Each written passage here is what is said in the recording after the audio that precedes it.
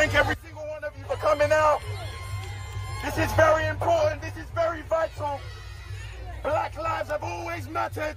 We have always been important. We have always meant something. We have always succeeded. Regardless. What? I can't hear it. I can never hear anything you do on your side. I ain't waiting. I have been born in this country. I'm 28 years old, born and raised in London. And for time, every black person understands and realizes the first time you were reminded that you were black. You remember, every black person in here remembered when another person reminded you that you were black. So none of you out there, all those protesters on the other side, protesting against what we want to do, protesting against what we want to try and achieve. If I sit back like this, there's no shadow. This is so vital. No, not at all. Sit down. Guys, we can sit down. If you can sit down. How much longer? Sit down. Okay, I was going to change shirts. I think it might be that I usually... I need you guys to understand. I usually a lighter shirt. 1 second. I need you to understand how painful it is to be reminded every day that your race means nothing. And that isn't the case anymore. That is never the case anymore. We are going to try today. We are a physical representation of our support for George Floyd. We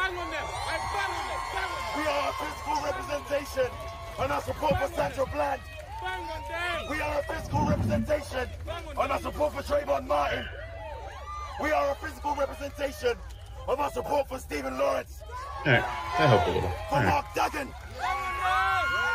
It is very, very important that we keep control in this moment and we make this as peaceful as possible. What's up, everybody? That's different way to start the show, but different times. Yeah, it's been a week. I'm Travis Hobson, PunchDrunkCritics.com. That is John Nolan of PunchDrunkCritics.com, and I think it was a totally appropriate way. Yeah, absolutely. Given the way things have been over the last week or so. Absolutely. I mean, and for those who didn't recognize it, that was John Boyega in a protest speech he gave in London. And, one of the things we'll talk about today is how Hollywood's responding to this. And one of the best things I saw was, he said in his speech, it wasn't in the clip we played there, but he said, I'm probably going to lose my career over this, which would have been true probably 10, 15 years ago even. But almost immediately, everybody from Charlie Brooker of Black Mirror to everybody, Lucasfilm, everybody else came out to support him and said, we got you.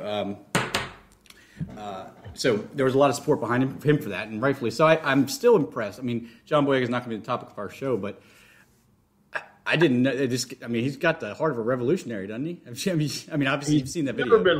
He's never been one to keep quiet, and right. Going back to The Last Jedi, to The Rise of Skywalker, and not just comments about the movies themselves, which he's been eager to defend. Right. But the reaction to both films, because both those movies were met with a lot of toxic fandom that really went after them for their treatment of women. I mean, for having women in lead roles, and so a lot of people were attacking Daisy Ridley, and people were attacking Kelly Marie Tran, drove her off of social media. He's kind of come to their defense. He's never been somebody who's been shy about saying what's on his mind, and which it doesn't surprise me that he came out and did something like this, attending a protest out there in London in support of Black Lives Matter and against police brutality and racism. That doesn't surprise me. In fact, I'm damn proud of him for doing it. Oops, just knocked over my camera. Okay. That doesn't surprise me. But I do have appreciation for his comments, though. I mean, you said 10, 15 years ago. I don't even think it would have been that long ago that he would probably find himself not necessarily out of a job, but maybe put on a list. Well, and this is one of the reasons that you and I talked for the show about addressing some of these subjects on the show. Is a lot of this stuff comes down to communication, and that right there is a perfect example of how I just don't get it, and I can't get it. You know what I mean? Like in the speech, he talks about everybody remembers the first time that they were identified as black, or the first time that they were prejudiced against because they were black or whatever like that. And that's just, I mean, it's not something I've ever encountered. And so it's not something I can know. So it's important to realize and admit what you don't know so you can learn. It's relevant and meaningful because he's not somebody who goes around unnoticed. Right. Like he's a celebrity, he's famous, and it doesn't really matter when it comes to systemic racism. It doesn't really matter whether you're famous or not. Mm-hmm. People we get profiled all the time, and I definitely know where he's coming from when you talk about that moment when you kind of realize that people perceive you differently, not because of something you've done or something like that, but because of just how you look. And I think for a lot of us, and this, I think this is true for almost any profession or any organized profession. If you're black, there comes a moment where you kind of realize that people are going to look at you a different kind of way because of what you are, mm-hmm. Because of who you are. And even in film criticism, I've experienced it. I mean, I've been doing this for a long time now, so have you. And I've had my moments. Mm-hmm. I've talked about my early experiences going to Sundance, which before they started becoming more diverse, there were no black people there hardly. Mm-hmm. And you get that feeling of walking into a room full of all white journalists and all white press people and all white celebs and getting that look like, are you in the right room? And, and you kind of have to you feel like you kind of have to prove yourself. Yeah, I am here and I do belong here. And you get that feeling, and it's a feeling I've had quite a bit. And I think I'm sure I'm not the only one who's had that feeling. And it's like that. It's like that in movies. It's like that in sports. It's like that everywhere for black people who have to prove themselves that they belong, mm-hmm. just because of their skin. It's just ridiculous. And it's the world we live in now. And I don't know. I'm trying to be optimistic that this whole week, following on the murder of George Floyd, which has sparked off a week of protests all around the world. I asked a friend the other day, I was like, when was the last time you went out and protested for the death of somebody in Korea? Right. It's like the answer is probably never, and I guarantee you it's never. But mm-hmm. people are protesting around the world over the death of George Floyd, which goes to show you the impact of what's going on. Real quick, not to interrupt, can you hear me? Okay, so you can hear me. Is my video moving on your side? Because it's frozen over here for me. You're frozen. Okay, well, that's a perfect freeze. Thank you, Zoom. It is a terrible freeze. Yeah. Now that I've expanded it and I'm looking at it, that's a really bad freeze. Yeah. You know what though? I want to.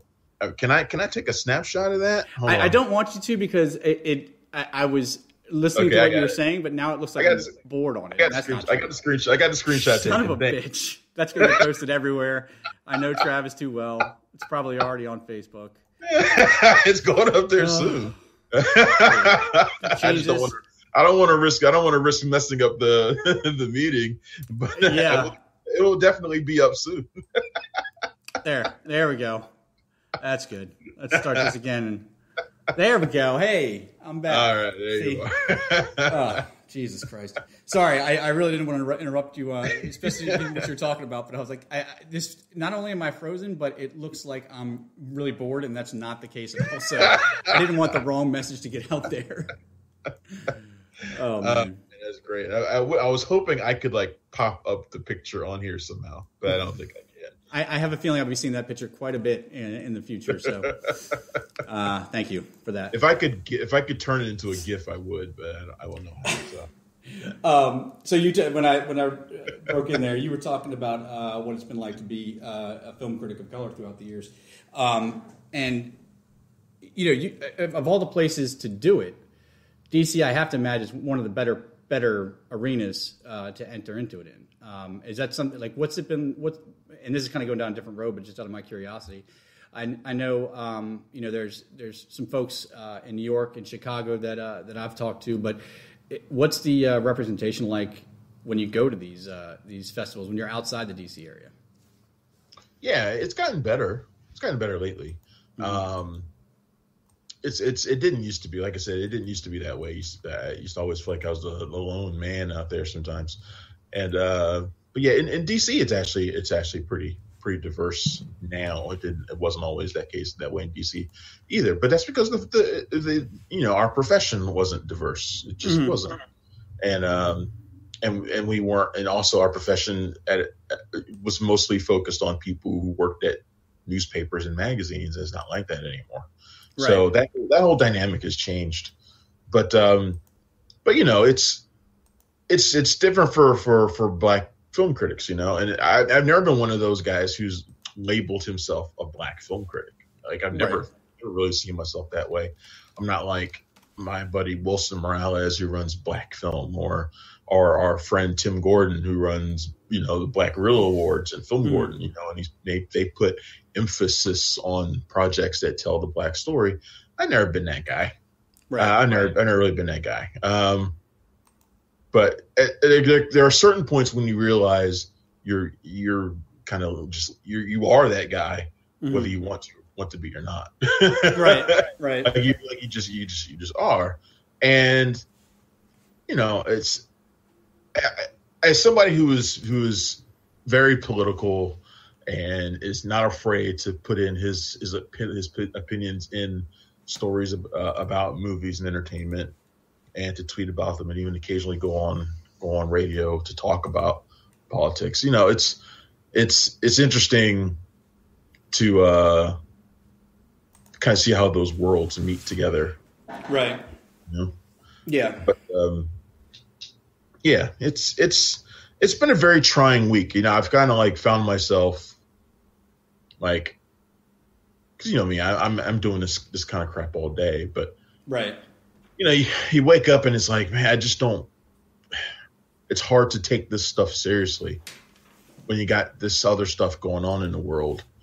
Nobody's ever going to know. At least I hope you'll never know what it's like, and a lot of people are never going to know what it's like to wake up in a place where your people can be killed for who you are. Yeah, I mean. You're never going to know that feeling of waking up in the morning and knowing that the most powerful person in the world hates you. Mm-hmm. That feeling doesn't go. It settles into your chest. It makes you not want to do much. Makes you not want to do things. But what I was heartened by the reaction, not only just around the world, but from our chosen profession, from Hollywood and journalism, entertainment journalism. A lot of them went and participated on Tuesday for Blackout Tuesday. Which, if you somehow missed what Blackout Tuesday was basically a day in which Black entertainers and other major movers of culture kind of shut down. Right. And, in response to the murder of George Floyd, and to just kind of say, we need to stop and take stock and show our impact, show our might by not being there. And I did not necessarily agree with Blackout Tuesday. Mm-hmm. Others were like Collider and Slash Film were taking the total day off, just not doing anything at all. I had posted on Twitter that I wasn't going to be doing that for our site, because to me, staying silent is exactly what those people who hate us want us to do. So I don't want to do that. Yeah. Whether or not I'm talking politics that day or not, they'd rather not have my voice out there at all. So I decided I'm not going to do that. I'm going to keep the site open and doing what we normally do. Now, the fortunate side effect of everybody not doing much that day was that I didn't have that much to do that day either. It's almost like a day off anyway. Forced retirement. but Blackout Tuesday was a thing, and I think its message got a little bit muddled. A lot of people jumped in. There's a lot of mixed messages going on between Blackout Tuesday and Black Lives Matter, and it got a little confused. But I'm happy that people did something as a first step, and I'm like, okay, well, I'm hoping that maybe not do it this way if they decide to do something like this again, but to do it in a different way and expound on it and turn it into something else. A good idea that maybe didn't execute as well as it should have. But I just didn't feel like it was a good idea to be quiet. Yeah, what you're saying makes 110% sense. I mean, I understand the thought process, similar to it was like Monday without an immigrant or something like that did a couple of years ago.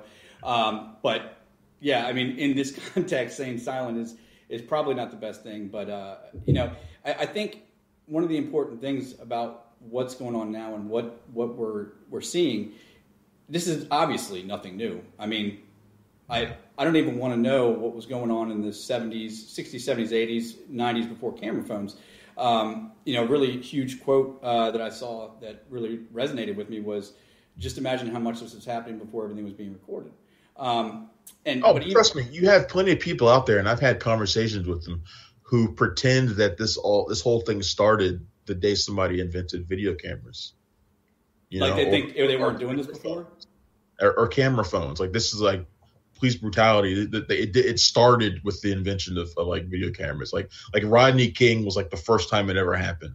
Well, it's like that. There are legitimate people. There are people who actually think that's true, and it's absurd. Of course, it's ridiculous. I think that's inaccurate for one reason, and that's that the people you're referring to don't actually have the ability to think. There's one of them like your what's the fat dude conspiracy theorist guy, Alex Jones or whatever. Oh yeah. You got one of them that has a slight capacity to think, and then everybody else is just parroting what they hear. But that's neither here nor there. I think that the most important thing about all this is that, and it's very sad it took to get to this point, but we do, at least I feel, seem to be there where everybody, white, black, Hispanic, Asian, whatever, everybody that was sitting by and saying, "Man, this is really awful. I'm sure they'll do something about it now," is now of the mindset that this is on us to do.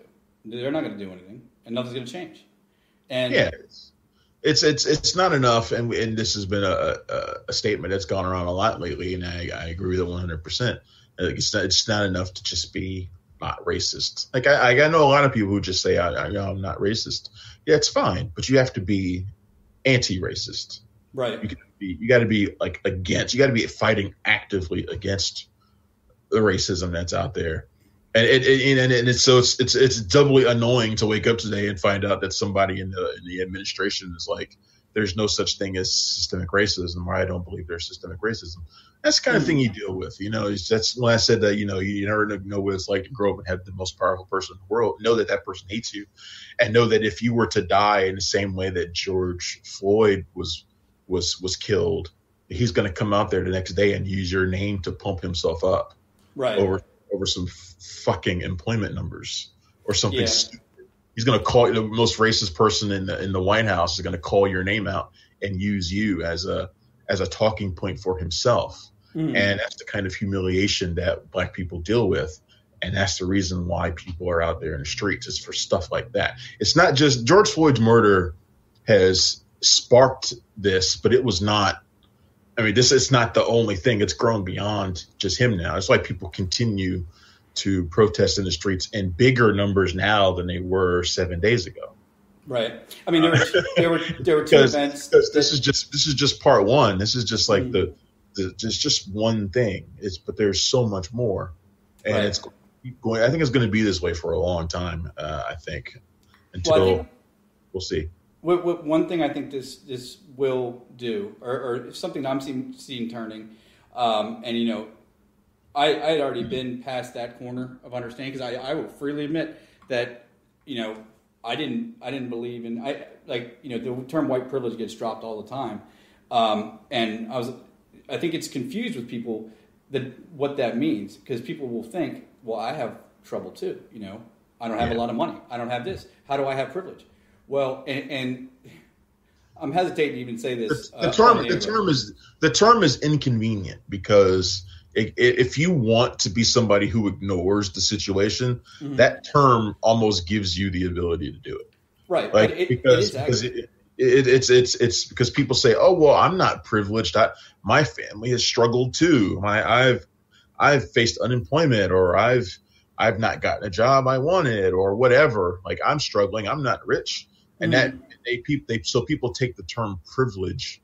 They look at it almost exclusively through the veil of like finances and like career and stuff like that. But it's more than that. It's your privilege is that you never have to walk into an appointment or into a job application and wonder if, you know, your skin is going to prevent you from getting a job, right. or walking into a store and being followed because you're black, or walk into a room full of people, like I said, with the film critics and film journalists, and walk into a room and have them wonder if you belong there because you're black. Like you don't that's the kind of thing that white people don't have to worry about. They don't have to worry about whether or not they're going to get killed in the street by a cop, and then that cop's just going to go home. Right. Or worse, be chased down the street by three people in a truck who then attack you and shoot you, and then just go home and sit at home for 3 months before anybody says anything about it. Right. That's the kind of thing that a white person does not have to worry about happening. Yeah. But that's your privilege. That's the privilege that you have. You have that privilege of not having to worry about whether or not being white is going to hurt you from getting something. It's not the case. It's on a micro, macro level. I mean, I've been very lucky that I'm trying darn to. Right, white boy. You're right, white boy. You are lucky. I'm trying to be careful because anybody that's listened to this show knows that I can't put words together. So let me get this out before anybody judge me. But go ahead, man. Because it's going to sound like one of those I have. You're amongst friends here. You're okay, man. I know. Even if you say something. No, I know you do. By accident, I know your intentions. Yeah, I know you do. I'm worried about everybody else out there. But, my brother-in-law is African American, and he's been a huge part of my life since I was 10. And he's been with my sister ever since. And I didn't get the actual danger until he sat down and explained it to me. Because he works nights in Capitol Heights up here, which is not the greatest area in the D.C. area. We were talking about one day, and I think he got pulled over or something like that, and I was like, well, you didn't get a ticket or anything. He's like, it's the stress of getting pulled over at night because he works in like stocking and stuff. So he's not wearing a suit. He's wearing, a sweatshirt or whatever, which makes a difference. And that unfortunately it does. And having him explain it to me, that was a huge help for me to understand. But the other thing, it's the stupidest fucking thing in the world. But I was walking with Angela, my wife, she's Puerto Rican. And we're leaving a Best Buy or something. We have been together like 3 months at this point. And as I'm walking out the door, the alarm beeps off. And I'm just keep walking out the door, and she stops dead in her tracks, looking around, waiting for somebody to come up to her. And I know that sounds stupid, and it's on a micro and macro level, but that's the little thing. Somebody sees generic white boy walking out the door, like, oh no, he didn't steal anything. But that's the ridiculousness of all of this. I mean, It is. No, you're right. I mean, the fact that I have to worry about my nieces and nephews growing up to deal with this crap. It's amazing. Yeah, it's hard, man. It's hard. And like I said, it's been interesting to see sort of the reactions to it. Hollywood has come out and they've done little things, which I've really appreciated, like making a lot of movies that are about injustice or made by black filmmakers. And a lot of them have been making those movies free for the entire month or for longer. Like Just Mercy is probably the biggest one. Just Mercy is made available on digital for anybody who wants to watch it. That's the film with Michael B. Jordan, Jamie Foxx, and Brie Larson. About Brian Stevenson, the guy who started, I can't remember the name of his foundation that helps people who've been falsely accused of Not the Amnesty. What is that called? It's not Amnesty International, or it might have been the Equality. No, something project or something. It might have been the Equality Project, but I can't remember for sure. That film, which is, because his firm is mostly about helping people who've been accused of crimes, falsely accused of crimes, largely due to race. That movie's made available documentaries like the Black Power mixtape and the other one about Selma, which we have up here right now. We have a bunch of them. Selma has been made free by Paramount. It was Paramount.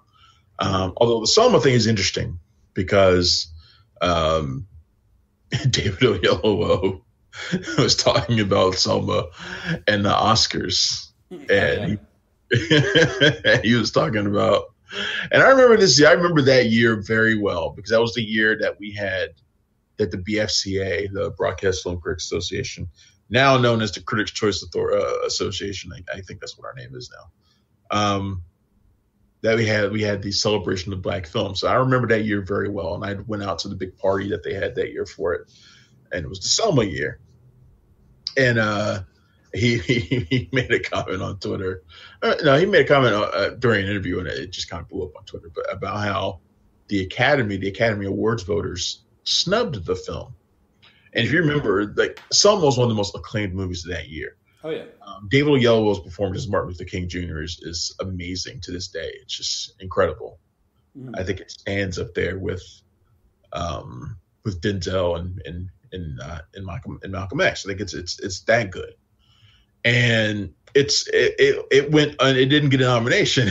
In fact, the only nominations that movie got were for Best Original Song, and it got a Best Picture nom. Which I remember even that year, I felt like they did that because they felt they needed to. Like they didn't feel like it never felt like it had a chance. Right. And I knew that it felt like it was just thrown in there because of the lack of nominations it got everywhere else. So I was like, okay. They couldn't possibly make a list of 10 movies and then not have Selma in it because that would have been too overt. And now I'm wishing I brought up the list of other nominees. Watch Selma, number one. I think a lot of people didn't see it, but watch Selma. Oyelowo is amazing in it. And if you look right above me, my finger didn't show up. Right above me, you can tell from the still. It's a still of him giving a speech as Martin Luther King Jr. And you can tell from the still how much he embodies that man. His posture, his everything. Great performance. Mm-hmm. Great performance. Ava DuVernay probably should have been nominated for Best Director. Probably should have been a screenplay nod in there as well. There's a lot of stuff the film should have gotten. But it only got those 2 nominations. And Oyelowo said they were snubbed by the Academy voters because the cast and crew had worn I Can't Breathe t-shirts. Mm-hmm. If you remember the famous image of them wearing the I Can't Breathe t-shirt. Right. Well, 2014, that was the same year that Eric Garner had been choked to death. And his words echoing now because those are the words I Can't Breathe are the last words said by George Floyd this week. Which tells you something. If two people can have the same last words in police custody, then. Yeah, I mean it's amazing how these things echo. Mm-hmm. But they had worn those shirts, and the Academy had did not like it. They didn't like it. They thought it was being too political. They penalized the film for that. And it just goes to show the kind of thinking that the Hollywood media, Hollywood press had, or the Hollywood elites had at that time. And the Academy has diversified since then, but it's amazing that that's the kind of thinking that there was, that they weren't political. So now we're going to hold we're not going to give their movie the credit it probably deserved. Right. That kind of thinking is incredible to consider nowadays. It's also the kind of thinking that leads to a movie like, and it's a movie that I like, but it shouldn't be a Best Picture winner, and that's Green Book. Mm-hmm. It's the kind of thinking that allows for a movie like Green Book to win Best Picture. Right. Because it's those inoffensive movies, the feel-good movie that kind of dabbles with race and all sorts of stuff like that, but doesn't really confront it in a way that's realistic. Right. It's like that kind of movie, yeah, okay, that movie's acceptable. But a movie that challenges issues of race and things like that, which Selma did, because one of the things that Selma does that makes it so good is that it's not that it's necessarily like put into like modern times, but it's in modern context. So like people talk about how some like the speeches he gave in that movie aren't like the speeches he gave in real life. Well, they're put into kind of modern context. Right. So that's why that movie was so challenging and it hit people so hard. It's kind of like what Spike Lee did with Black Klansman. Mm-hmm. I think Black Klansman shows how much things have changed for the Academy. Well, is my timeline correct that the Selma getting snubbed, that was one of the things that kind of led to Oscars So White, right? Which incited the change that we've. It's around the same time period, yeah. It's around the same time period, yeah. So yeah, I gotta turn one of these lights off. I'm sorry, I gotta turn one of these lights off. I'm all white. Go, keep going. I'll be right there. So it's that kind of thinking that leads to a movie like Green Book, an inoffensive film getting Best Picture. A movie like The Help, which ironically this week The Help has surged in popularity on digital, and which is funny. And Green Book, The Help, two inoffensive movies that deal with race.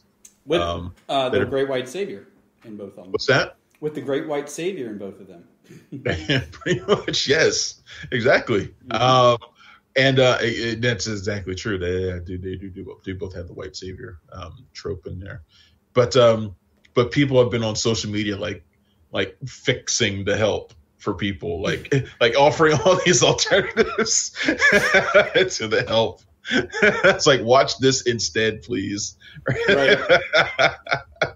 And look, I think The Help is a good movie too. Like, I think Green Book is a good movie. Those are fine movies. I like them both. In fact, I gave Green Book fairly high in my vote for the year. But you can't stay comfortable. You can't learn from a comfortable place. Right. And then would I ever have made it like my Best Picture of the year? No, I wouldn't have done that. But it's social media always wins. So if somebody does, if stuff like this happens, social media is always going to come correct. Right. God bless Twitter. Oh man, it's crazy, man. It's been a rough week. Yeah, it's been a rough week, but like I said, I've been heartened by some of the stuff that's been going on. Well, I mean, that's the silver lining that comes in everything. And it's something else I just want to address quickly, and we can go into it. One of the other things that my mind's changed on is, I've never been the police are 100% right all the time, but I've always been a supporter of law enforcement. I will always be, but you can support something while putting out what's wrong with it. Now, I understand the arguments people say, well, 9 out of 10 top cops are good. It's 1 out of 10. And here's the problem with that. Everybody knows the police department, like any other fire department or anything else, it's a brotherhood. And you need not protect your brothers that are doing you wrong. When they're out there and they're giving you a bad name, the thing is, you swore an oath to uphold the law. It doesn't say you swore an oath to uphold the law against citizens and not other police people. There's a quote that I should really not say where I initially heard it, but it's always been one of my favorites, and it was in the beginning of Boondock Saints. But it applies here, and that's just the only thing necessary. Any chance you can to bring up Boondock Saints. No, it's relevant. The only thing necessary for the triumph of evil is for good men to do nothing. So if you're telling me 9 out of 10 officers are good, I'm telling you, if they're not standing up and calling out the ones that are doing bad, or arresting the ones that are doing bad, or speaking up and standing up for what's right, then that puts them in the same territory. Well, it's what's the saying is, if 9 out of 10 9 out of 10 officers are bad, and the other one says nothing, what have you got? 10 bad officers. Right. Exactly. So people always look for the easy way to explain things away. So they always use it's just a few bad apples line. They use it all the time. They never say like the full quote, which is like the few bad apples spoils the barrel. I saw that in the article this morning.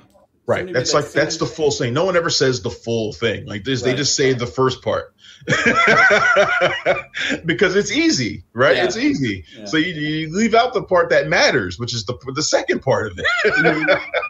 Yeah. But if you don't say anything, if the people, look, there have been millions of movies at this point probably about bad cops. You could probably just do like a David Ayer marathon of like movies about bad cops, right? And and cops who sit around and do nothing about it while bad cops go off and do their thing. Yeah. But it's true though. If cops don't say anything or do anything, then they're as much a part of the problem. And I've been happy to see in the last few days a lot of some departments are starting to take like real movement on that. Like if you see a cop, I think it's in Minneapolis actually, where they're doing that. If you see cops using a chokehold or something like that, then you don't report it, then you're going to be found as guilty as they are, like as if you had done it yourself. Like stuff like that. Those are the kinds of little changes that need to be made, but it's just a start. And by the way, those aren't changes. Those are things that are laws right now for civilians. We just need to hold them to the same standard. I mean, if you tell me you're going to go shoot somebody and I don't do anything about it, I can be held as an accomplice. That's basic law. I mean, I understand. And the other thing that we should point out is there's no illusion in my mind that that's an easy thing for anybody to do. I mean, I've never been in a room with 10 people that are supposed to protect me on the street when something bad might happen and have to stand up and break the trust of all of them, but it has to happen. It has to happen. It's interesting. Spike Lee has been he's been like the most productive person in quarantine. Yeah. That's over the last couple of months. Yeah. I mean, like he did the thing for the pandemic where he did the short film of New York and New York during quarantine and how it's been and what it's been like for him to see his city under lockdown. Yeah, I know. So that was a great little short. And then he did another one this week that shows the parallels and, between the death of George Floyd and the death of Radio Raheem and Do the Right Thing and how these things are like, I mean, they're practically identical in some ways, it's the same thing. It's just like, you kill the black guy, you choke out the black guy, and people are wondering, well, why are people protesting? And it just goes to show that because that movie was 1985, and it's just 35 years later. Is it 35 years? Or is it 25 years? My math sucks. 25 years. Yeah. No, it's 35 years. It's 35 years. Yeah, we suck. Years later. And, that movie is just as relevant today as it was back then. And back then, people didn't understand that scene. A lot of people didn't understand that scene. They didn't understand. They thought it was inflammatory. It's not inflammatory. It's reality. It's reality for a lot of people. Just because you don't see it in your life doesn't mean it's not reality for other people. And nowadays, that reality, it's out there for everyone to see. Like there's no hiding from it anymore. It's taken a lot of years to get there. But if you're denying it now, that's because you're denying it willingly. It's willful, But it's amazing the parallels between that scene, the murder of Radio Raheem in that film, and God, I remember the first time I saw that, and I was like, it killed me. It killed me, and it's as powerful today as it was back then. Your sound is out.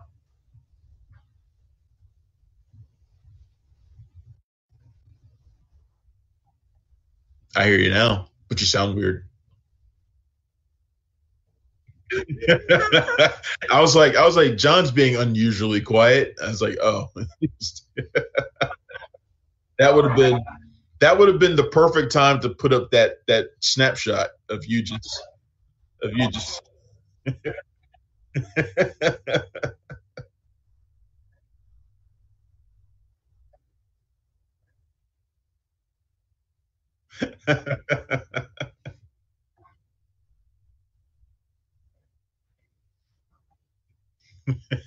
I'm going to change your avatar so that the avatar now is that picture of you. So every time when you post stuff, I'm going to make sure it's that. It's going to have that picture. Your sound is out again. It's gone.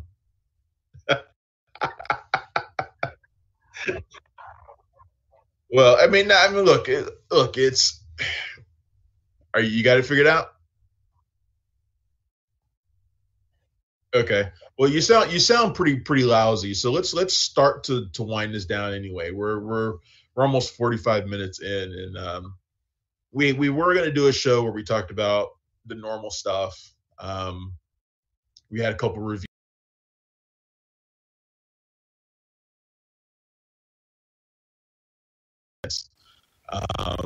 John is running around over there in the corner now, and it looks funny. Then we Shirley with Elizabeth Moss as horror author. Horror. It sounded like I said horror author. It did. Horror author. I can never pronounce horror the word author. Horror very well. Horror. Shirley Jackson. And I'd seen it at Sundance. Fantastic film. It's twisted. It's creepy. It's vile at times. It's Elizabeth Moss when she's being evil. I think she's at her best. It's almost as good as when she's being like traumatized, which is weird. Like in The Invisible Man. She's just great at those kinds of roles. But she's manipulative and cruel, and she's fantastic, and it's a lot of fun. I did interviews for that movie with Odessa Young and Josephine Decker, which you can find on the website as well. If you're already subscribed to Cinema Royale, you should already have them. You should check out those because they're two great interviews. I also saw Judy and Punch with Mia Wasikowska and Damon Herriman, which is another really weird offbeat role for Mia Wasikowska, which I think she's fantastic at. It's just sort of her thing, and she's really good at it. You can't say horror author, but you can say Wasikowska. Just like Wasikowska. I say Wasikowska, easy. Wasikowska. I saw Becky. Which did you get to watch that? Mm-mm. You didn't get to watch Becky. You need to find that and watch it. All right. That's the film with Kevin James where he plays a neo-Nazi. Yeah, I did hear. I didn't see it, but I've definitely heard about it. Yeah, you need to watch that. That's a John Nolan movie, I think. Come on now, that just sends the wrong message to everybody out there. not because you like neo-Nazis, but because it's a violent B movie sort of thing. That's what I mean by that's it.